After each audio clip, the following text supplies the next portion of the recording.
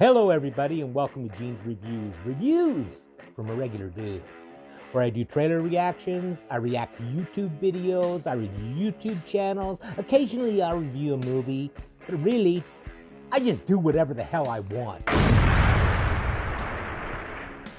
Hello, everybody, and welcome to Gene's Reviews. Reviews from a regular dude down in the basement. Today, we're going to do one from a channel called Weird World. And this is Chilling Hauntings and Ghost Stories from Maine. From the state of Maine. Stephen King's home state. So let's check this out right now.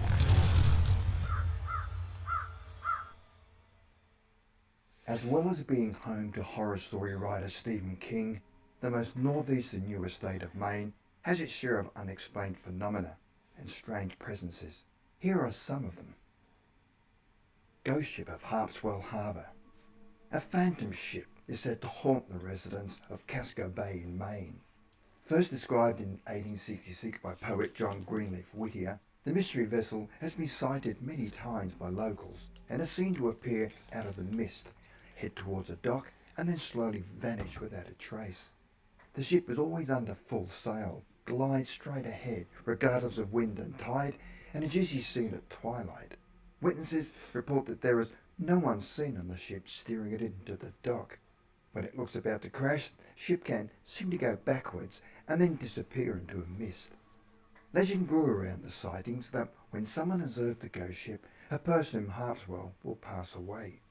Many locals believe that the ghost ship of Harpswell was a famous ship called Dash, a privateering vessel that saw action during the War of 1812 and was presumed to have sunk during a gale in 1815.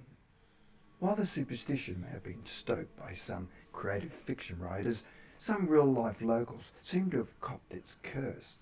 Sailor Easter Toothaker was reported to have seen the phantom vessel before fatally jumping overboard, while another source claims the ship made an appearance of Polly Toothaker at the time of Captain John Cook. It makes you wonder with things like that, like he jumped overboard because he supposedly saw the ship or whatever. After being out on the sea for all that time, and especially if you're like alone, loneliness and stuff like that can do weird things to you. Maybe he just kind of flipped out and jumped overboard. Toothaker's passing in 1841. The ghost ship's last supposed appearance was in the 1880s, when a guest at the Harpswell house reported seeing a full-rigged ship advancing into the Sound, but on telling others, the ship was nowhere to be seen. However, 60 years later, in August 1942, a blip on ships' radar screens in Casco Bay triggered a warning of an invasion, despite US and British navies vigilant patrolling of the Atlantic coast. The siren preceded pandemonium as gongs sounded, guns were readied, and sailors and soldiers rushed to battle stations. A local couple luckily avoided an exploding shell from an Allies' big gun, then looked around the nearby shattered rock ledge to see a schooner sailing past them. They recognised it as the Dash and could see sailors on the deck, while Navy and Coast Guard vessels were in hot pursuit. The military ships were just about to converge upon the phantom schooner when she vanished. I'm going to have to do an edit here. I'll be back in just a second. Veteran journalist Sam Smith I'm back. also tells the tale of when in 1975 he'd Had a been coughing sitting next fit. to his mother at Sunday lunch with the family. I could feel it She coming looked up. out at sea and made the observation, "Oh look, I can see the ghost ship of Harpswell." He thought little of the statement at the time until just a few hours later, down on the shore, his father experienced a fatal heart attack. When they later returned from the hospital and parked the car, Smith's mother suddenly cried, "The ghost ship of Harpswell," and they remembered the ominous apparition. Finding the poem by John Greenleaf Whittier, they recalled the narrative that women saw the vessel just before the husband's demise, but would disregard its It's an warning. old, creepy story. Seguin Lighthouse. The Seguin Island Light Station was commissioned by George Washington in 1795 and is Maine's tallest lighthouse. Its dark history includes tales of hauntings arising from accounts of a keeper who I would love to ghost hunt in a lighthouse. to just stay in a lighthouse for a night or two. That would be so cool. Committed a cruel and chilling act. Sometime during the early 1800s, a keeper and his wife were settling in to spend the winter in isolation on Seguin Island. In the hope that his new bride would not become too bored and lonely in the solitary outpost, the keeper arranged for a piano to be brought to the island. Unfortunately, only one piece of music arrived with the piano, which the keeper's wife proceeded to play over and over again. The keeper then had new music sheets shipped to the island in the hope of getting some variation in the musical ambience, but his wife obviously really liked the first tune. She continued to play the same song repetitively until one day the keeper snapped.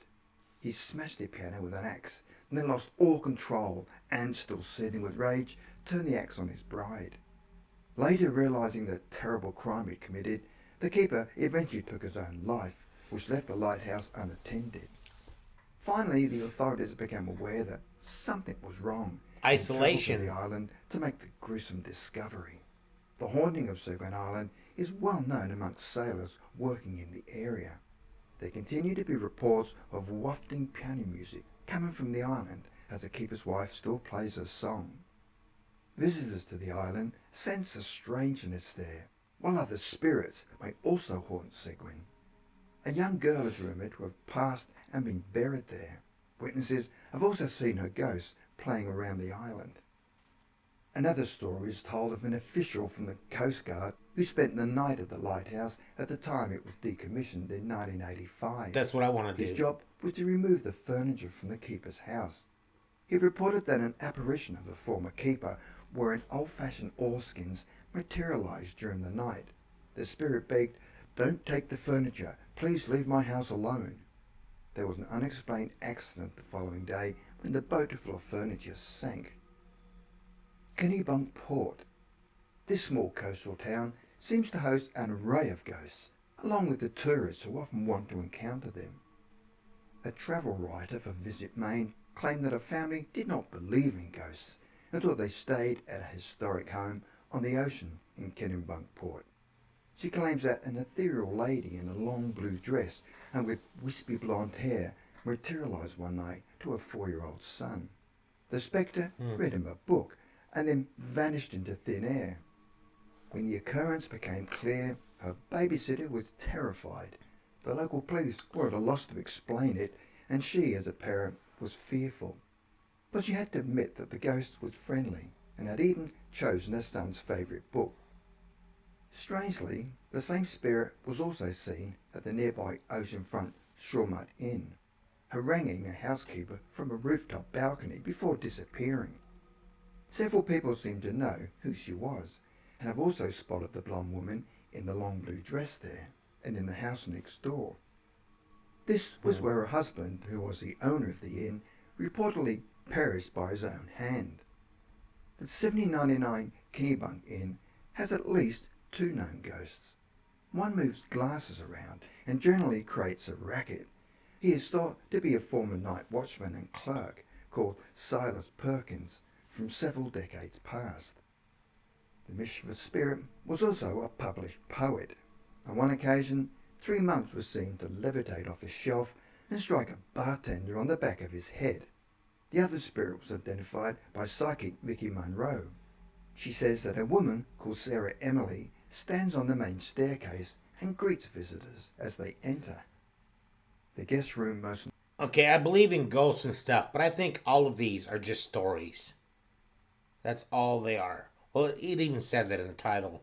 Chilling Hauntings and Ghost Stories from Maine. Notorious for activity is room 17. A housekeeper reported that she was cleaning the room when she had to unplug the television. A few seconds later, the television turned on by itself. Ghost Bride. In the wee hours of July the 11th, 2009, police stopped to check on a shaken young driver who had been flashing his headlights. 16-year-old David had seen a white glow by the side of the road, which, as he drew closer, he realised was a young woman in her early 20s. Seen a few of those She videos. asked him if he could take her to a church on Route 11, and as they set out, she asked David to drive faster as she was late for her wedding. Already feeling nervous, he tried to increase his speed, realising that she was indeed wearing a wedding dress. He turned off on Route 11, which was plunged into darkness, and finally pulled up between two posts at the front of what seemed to be a church.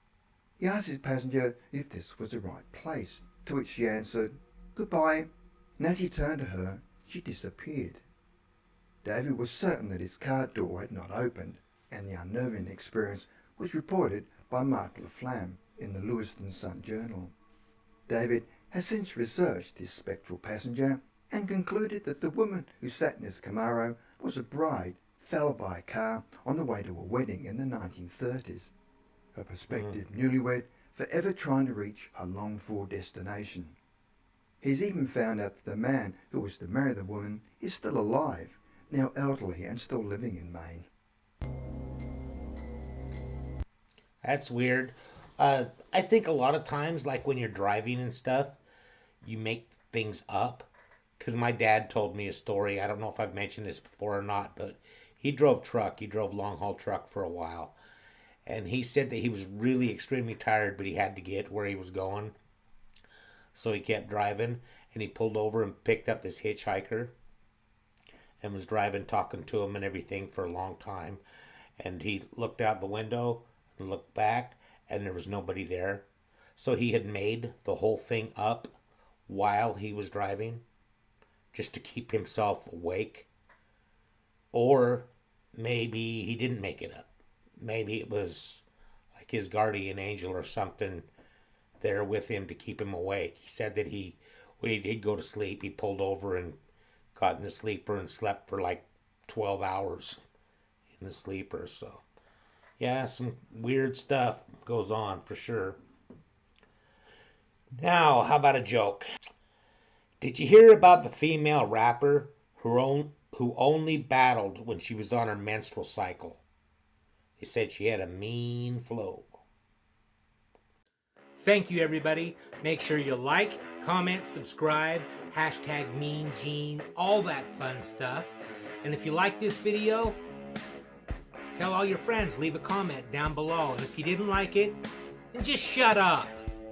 And I will see you next time.